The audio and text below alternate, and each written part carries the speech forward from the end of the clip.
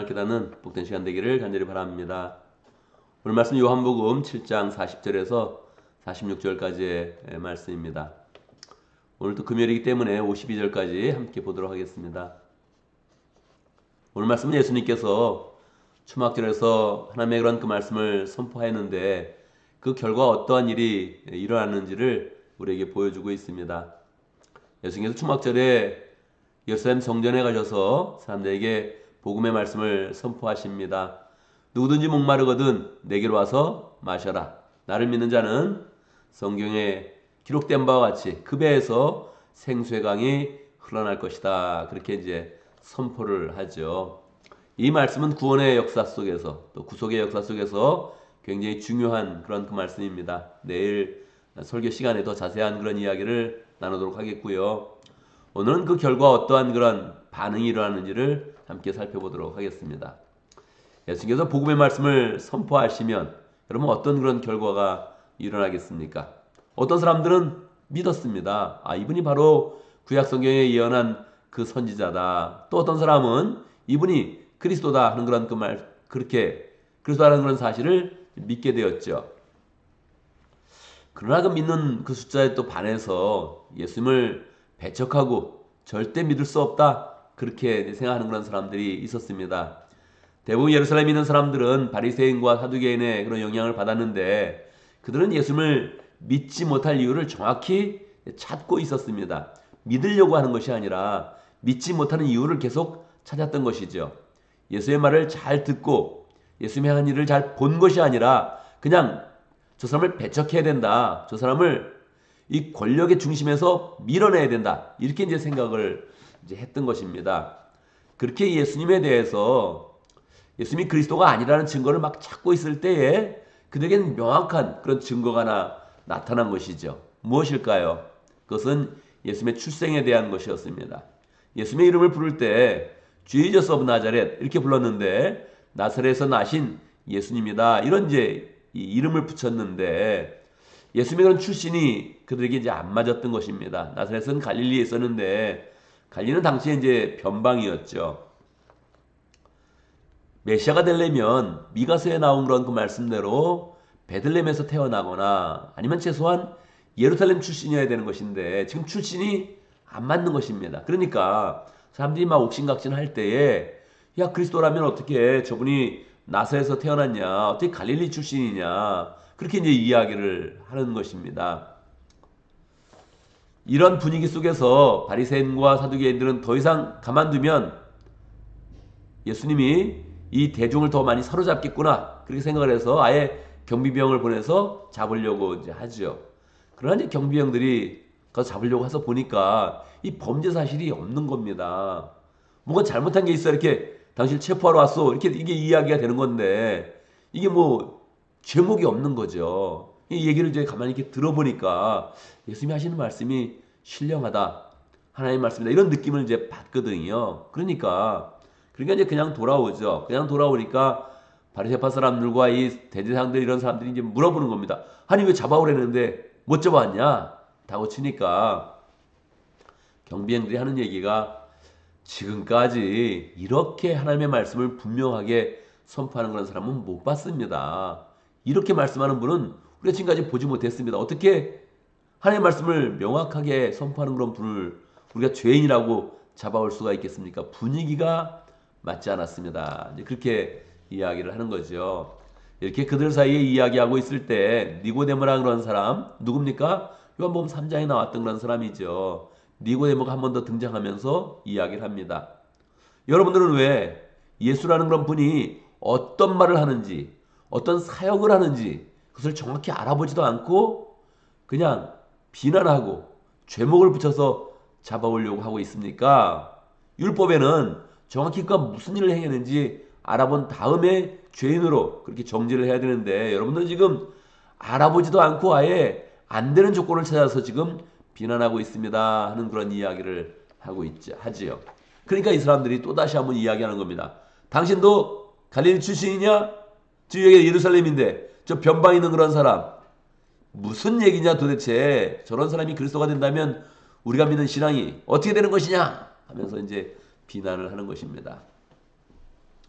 여기서 이렇게 이제 오늘 말씀에서 시작과 마지막 부분에 계속 갈릴리에 대한 그런 그 말씀이 이제 반복해서 나오는 것이죠. 여러분은 어떻습니까? 예수님이 갈릴리 출신이라는 것에 대해서 어떻게 생각하는 겁니까? 우리는 이제 지리적인 개념이 없으니까 지금 갈릴리면 뭐 그게 어떻고 뭐 예루살렘이 어떻고 뭐 베들레헴이면 어떠냐 그런 마음을 이제 가지고 있죠. 그러나 성경에서는 정확히 그 맥락을 짚어서 이미 그리스도의 그런 탄생을 예언한 것이니까 분명히 예수님이 베들레헴에서 태어나야 이제 하는 것이지요.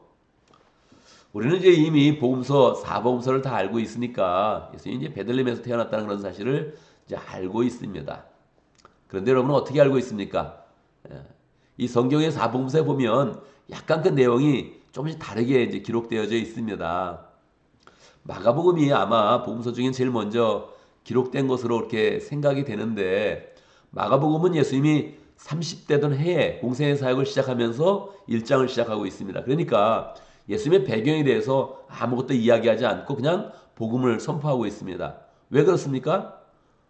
당시의 사람들이 예수님을 다 알고 있으니까 지금 믿음이 막 번져나가면서 교회에서 예수님에 대한 그런 뭐 지저스 무브먼트라 그러는데 예수님에 대한 그런 그 획기적인 그런 그 변화가 사람들의 심령 가운데서 막 일어나고 있으니까 이 마가는 예수님에 대한 배경을 설명할 필요 없다. 그분이 메시아라는 확실한 그런 믿음, 하나님의 아들이라는 확실한 믿음 가운데 성경을 기록한 것입니다. 그러니까 배경이 중요한 것이 아니고 예수님이 하는 사역을 보여주면 사람들이 다 하나님의 아들이라고 믿을 것이다 생각하면서 마가복음은 기록을 한 거예요. 그래서 이 베들레헴에 대한 언급이 전혀 없습니다. 그런데 마태복음에 보면 마태는 이제 기록을 할 때 사람들이 이 이슈가 있는 걸 알고 있는 거죠. 예수님이 베들레헴에서 태어난다는 것을 알고 있는 거죠. 그래서 기록을 합니다. 예수님이 베들레헴에 태어났다. 어떻게 알 수 있어요? 동방 박사들이 별을 따라서 이쪽 이스라엘 들어왔는데 들어와 보니까 별이 베들레헴으로 인도하더라. 그래서 동방 박사들이 베들레헴에서 태어난 예수님을 경배하고 돌아갔다. 이렇게 기록을 이제 한 거죠. 그런데 그럼 예수님이 왜 갑자기 또 나사렛으로 갔어요? 예수님을 죽이려는 그런 헤롯 대왕의 그런 음모가 있어서 예수님이 이집트를 피했다가 다시 피해서 나사렛으로 가서 거기서 살았다. 그래서 예수님의 이름이 지저스 오브 나자렛이지만 실제로는 베들레헴에서 태어난 거다 하는 것을 이제 알려준 거죠. 누가복음을 기록한 누가는 조금 더 다른 생각을 가지고 있었어요. 이분은 굉장히 사람들의 의문에 대해서 명확하게 이유를 설명해 주기를 좋아하는 그런 사람이었단 말이에요. 이 성격이나 생각 자체가 논리적이었어요. 그래서 그러면 왜 그분이 갑자기 베들레헴에서 태어나게 됐지? 이걸 더 구체적으로 설명하기를 원했던 것입니다. 그것은 이 로마 황제 아우구스투스가 호적하라고 명령을 했다는 거예요. 그래서 로마 황제가 호적을 하라 그래가지고 이 요셉이 원래 다윗의 그런 왕가 출신이니까 왕족이니까 다윗의 그런 고향으로 가야 되는데 그 고향이 베들레헴이어서 예수님이 베들레헴으로 갔다는 내용을 명확하게 설명해 준 겁니다. 그래서 이 의문은 누가복음에서 완전히 풀리게 돼요. 그런데 30년 후에 기록한 요한은 이것에 대해서 언급하지 않습니다. 다시 언급하지 않아요. 왜? 이게 사람들이 이제 알고 있으니까 언급하지 않은 것인데 이게 중요한 게 아니라는 거예요. 예수님이 베들레헴 출신이냐 갈릴리 출신이냐 이걸 가지고 그리스도가 이렇게 완전히 뭐 왔다 갔다 하지 않는다. 그러한 증거가 필요한 것이 아니다. 예수님은 더 명확히 하나님의 아들이며 아예 이 세상을 창조하셨다. 그래서 더 웅장하게 시작하기 때문에 그게 뭐 갈릴리든 베들레헴이든 그거 별로 상관하지 않는다 하면서 그냥 이제 요한복음은 기록을 한 것입니다. 우리가 이 내용을 이제 보면서 우리가 그런 그 마음 가운데도 가끔은 예수를 믿게 하는 이유, 믿지 않게 하는 그런 이유가 있다는 거예요. 여러분 예수님을 왜 믿었습니까? 그 이유를 보면 자신의 그런 성격과 자신의 그런 머리 구조를 통해서 믿었다면 그건 이유가 약한 거예요. 성경은 더 강력한 것이죠. 예수님에 대한 증거는 성경에서 더 강력하게 펼쳐지는 것이죠. 그래서 자기의 그런 생각이나 자기의 성격에 의지해서 믿으면 안 된다는 거예요. 믿지 않는 그런 이유도 살펴보면 굉장히 간단합니다.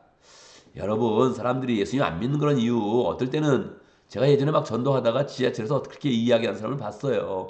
왜 서양 귀신을 믿냐? 믿어도 한국 귀신을 믿지 왜 서양 귀신을 믿냐? 이렇게 이야기하는 그런 사람을 봤어요. 예수님은 서양 귀신이 아닙니다. 그렇지 않습니까? 근동 지방에 있었지 예수님이 뭐 서양에서 태어난 것도 아니에요. 잘 알지도 못하면서 자기 생각에 사로잡혀서 그냥 자꾸 이 말 저 말 하는 거예요. 그래서 우리의 그런 생각 가운데 믿음을 형성해 나갈 때 우리의 그런 사고 구조, 우리의 그런 성격, 우리의 그런 기호 거기에 맞추는 것이 아니라 전능하신 하나님의 아들 예수 그리스도의 그 원래 그런 그 모습, 그 담대한 그런 모습을 통해서 우리가 주님을 믿어야 된다는 것입니다. 그래서 우리의 그런 그 믿음이 더 주님의 주님의 은혜 가운데 더 굳건하게 잘 세워줄 수 있도록 그렇게 잘 우리의 그런 그 마음을 집중해서 성경으로 나아가고 하나님이 말씀하시면 말씀하는 그대로 예수님이 선포하신 말씀은 말씀 그대로 예수님이 행하신 그 사역을 보면 그 사역 그대로 바라보면서 우리가 예수님을 그리스도로 믿고 하나님의 아들로 잘 고백하는 그런 신앙을 잘 가져야겠습니다. 오늘도 말씀 가운데 기도 제목을 붙잡습니다. 우리가 우리의 고정관념을 버리고 신앙생활을 할 때 교회를 세워나갈 때 우리의 성격대로 하는 것이 아니라 주님의 그런 그 말씀대로 주님이 지시한 대로 주님이 보여주시는 대로 우리의 그런 삶을 바꿔나가고 생각을 바꿔나가고 우리가 하나님의 그런 그 말씀대로 교회를 잘 세워나갈 수 있도록 그래서 한 은혜의 그런 풍성함으로 더 나아갈 수 있도록 기도합니다. 오늘도 목장을 위해서 기도하는데 차영재 목장을 위해서 기도하겠습니다. 정하영 목사님 위해서 기도하고 목원들을 위해서 기도하고 또 차영재 운동을 펼치는 허천혜 목사님 위해서 함께 기도하겠습니다. 오늘 교회를 위해서 기도하는데 각 목장을 위해서 기도하겠습니다. 우리가 늘 우리의 목장을 위해서 기도하지만 우리가 다른 목장이 잘 세워지는 그런 부흥의 기운 가운데 우리 목장도 잘 돼야 되니까 다른 목장을 위해서 한번 함께 기도하겠습니다. 오늘 도 목장마다 가정교회 모임을 갔는데 그냥 친교 모임이 아니라 가정교회 모임이 잘 진행될 수 있도록 성령의 역사가 있는 그런 모임으로 잘 진행될 수 있도록 함께 기도하고 함께 마음을 쓰며 모여서 믿음의 가족을 잘 세워가는 그런 복된 시간 될 수 있도록 함께 기도합니다. 교회를 위해서 기도할 때 한 가지 더 기도하는데 우리 교회당에 대해서 한번 기도합니다. 하나님께서 교회당에 대해서 우리에게 또 마음의 도전을 주셨는데 어떤 그런 변화 가운데서도 우리가 또 교회를 잘 세워가는 그런 마음 주시고 또 교회당을 잘 세워갈 수 있는 그런 은혜와 열정을 주시도록 함께 기도합니다. 제가 먼저 기도하고 함께 기도하는 시간 갖도록 하겠습니다. 기도합니다. 할렐루야. 우리 하나님 찬양합니다. 우리 가운데 주의 그런 말씀 주셔서 주의 말씀을 그대로 믿는 가운데 주님을 따라가며 주의 은혜를 누리며 주의 사랑을 누릴 수 있도록 인도하신 것 감사합니다. 늘 우리의 그런 그 마음 가운데 여러 가지 고정관념도 있고 또 성격도 있고 내 스타일도 있지만 하나님 아버지 우리가 믿음 생활을 할 때 내 것을 주자는 것이 아니라 주님의 것을 그대로 받아들이면서 그 말씀대로 순종하면서 말씀의 능력을 풍성히 누리면서 주님을 더 사랑하고 교회를 잘 세워가는 복된 사람 될 수 있도록 역사하여 주옵소서. 계속 신앙이 깊어질 때마다 자기의 그런 스타일을 이야기하는 것이 아니고 자기의 성격을 이야기하는 것이 아니고 주님의 그런 그 말씀을 더 굳게 붙잡으며 주의 가르침을 그대로 받아들이며 주님의 모습을 더 닮아가는 복된 삶이 될 수 있도록 역사하여 주옵소서. 하나님 아버지 우리에게 목장을 허락하시고 감사합니다. 목장을 통해서 늘 하나님의 은혜와 사랑과 능력을 풍성히 나눌 수 있도록 역사하여 주옵소서.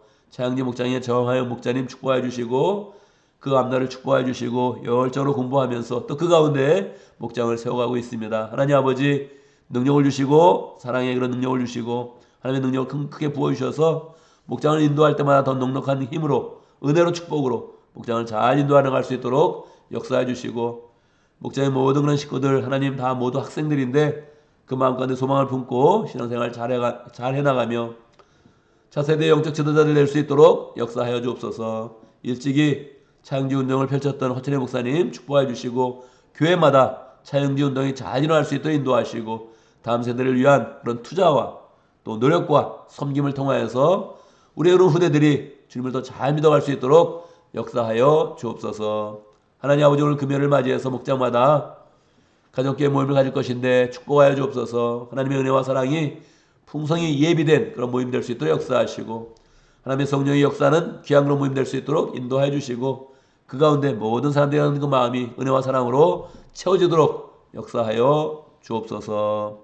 하나님 아버지 우리 교회를 지켜주시고 우리 교회가 또 교회당이 필요한데 우리의 마음 가운데 열정 주시고 은혜 주시고 마음이 다 하나로 모아지는 그런 가운데 어떤 변화 속에서도 주의 교회를 잘 세워가면서 하나님의 뜻을 성취하고 또 하나님이 허락하시는 교회당을 잘 또 구할 수 있도록 역사하여 주옵소서. 더 열정 있는 그런 모습으로 교회를 세워갈 수 있도록 우리가 그런 그 마음을 다 하나로 모아주시고 축복으로 인도하여 주옵소서. 하나님 아버지, 오늘 금요일을 맞이했습니다. 오늘 또 직장에서 일을 할 때 모든 일들 잘 감당할 수 있도록 역사하시고 또 한 주간을 잘 마무리하면서 맡았던 그런 모든 업무들 잘 하나님 성취할 수 있도록 축복하여 주옵소서. 하는 일마다 잘 되게 하시고 하는 일마다 형통하여서 모든 그런 사람들이 우리가 하는 일들이 하나님의 사람으로 잘 감당하는 것 또 증거될 수 있도록 축복하여 주옵소서.